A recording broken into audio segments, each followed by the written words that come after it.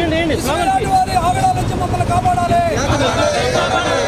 ఇసుక ఏడవారి దౌర్జన్యాల నుంచి యూనియన్ సభ్యులకు చెల్లించాల్సినటువంటి బాధ్యతలు చెల్లించాలి. మా కుటుంబ సభ్యులు ఆత్మహత్యలు చేసుకోకుండా కాపాడాలని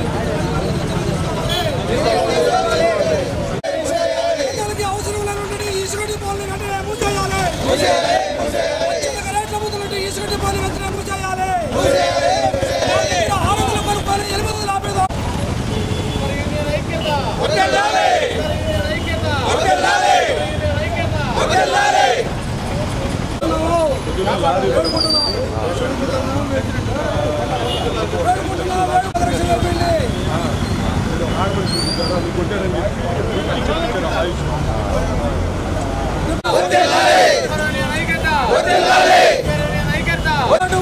ఆగడాల నుంచి మమ్మల్ని కాపాడాలి.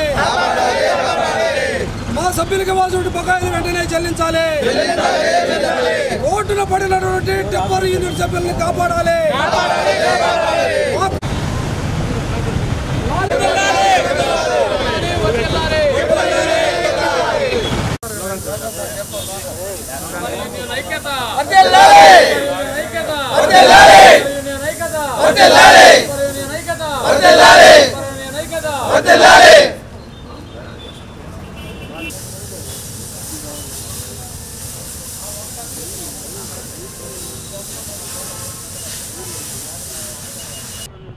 నా పేరు ఆకుల మోహన్ రావు అండి.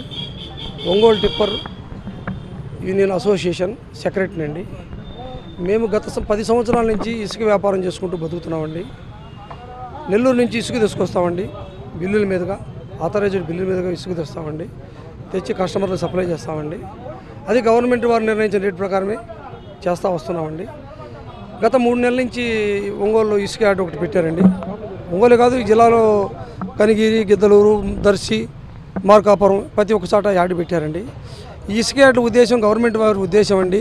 యాక్చువల్గా వర్షాకాలంలో ఇసుక దొరకనప్పుడు స్టాక్ చేసి అమ్ముకోవడం కోసం, సప్లై చేయడం కోసం అండి. లేబర్కి పని దొరకడం కోసం ఇది గవర్నమెంట్ వారి ముందు చూపుతూ పెట్టినటువంటి ఒక కార్యక్రమం అండి.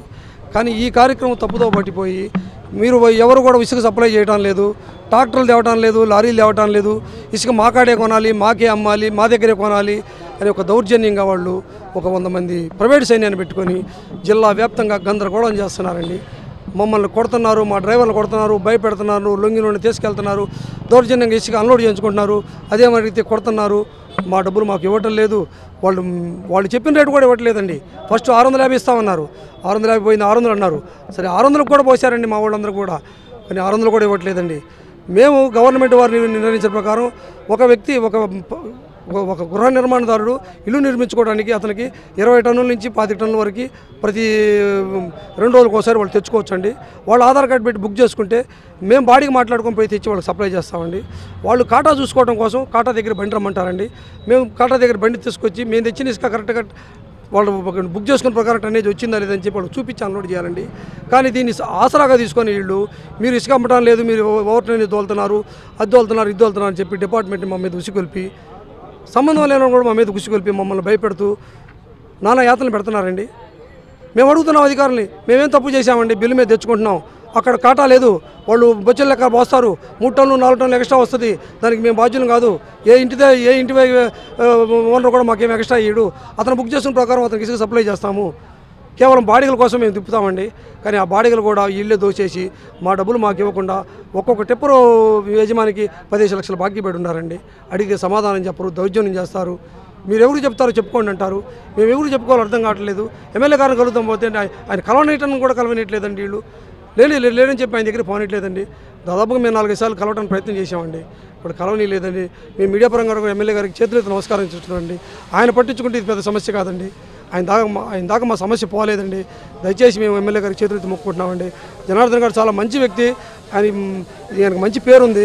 కానీ మా సమస్య ఆయన దాకా పోలేదండి. పోనివ్వట్లేదండి వీళ్ళు, ఈ కొంతమంది వ్యక్తులు పోనివ్వట్లేదండి మమ్మల్ని. మా సభ్యులను భయపెడుతున్నారు, మమ్మల్ని భయపెడుతున్నారు. మేము ఇవాళ గత్యంతరం లేక ఇవాళ మా 5 టిప్పర్లు ఆపి కేసులు రాస్తామని భయపెడితే ఇవాళ కలెక్టర్ గారి దగ్గర పరిగెత్తుకుంటూ వచ్చామండి మా సమస్య చెప్పుకోవడం కోసం. కాబట్టి దయచేసి ప్రభుత్వ అధికారులు, నాయకులు చేతులెత్తి నమస్కరించడం మాకు సహాయం చేయమని కలెక్టర్ గారికి చెప్పుకున్నామండి. ఇవాళ కలెక్టర్ గారు మా సమస్యలు పరిష్కరిస్తారని చెప్పారండి. ఎమ్మెల్యే గారు రాగానే ఎమ్మెల్యే గారిని కూడా కలుస్తామండి. ఎమ్మెల్యే గారు అందుబాటులో లేరని చెప్పారండి ఆఫీస్ వారు. రాగానే ఎమ్మెల్యే గారు రాగానే మా సమస్య ఆయనకి తప్పకుండా మేము పోయి అందరం పోయి కలిసి ఆయనకి వేడుకుంటామండి. ఆయన తప్పితే మాకు సహాయం చేసేవాళ్ళు ఎవరు లేరండి. మేము ఆయన దగ్గర కలుస్తామండి. మమ్మల్ని ఒకసారి ఎమ్మెల్యే గారు కలవడానికి అవకాశం కల్పించాలని చెప్పి అందరికి కూడా మేము మనవి చేసుకుంటున్నామండి.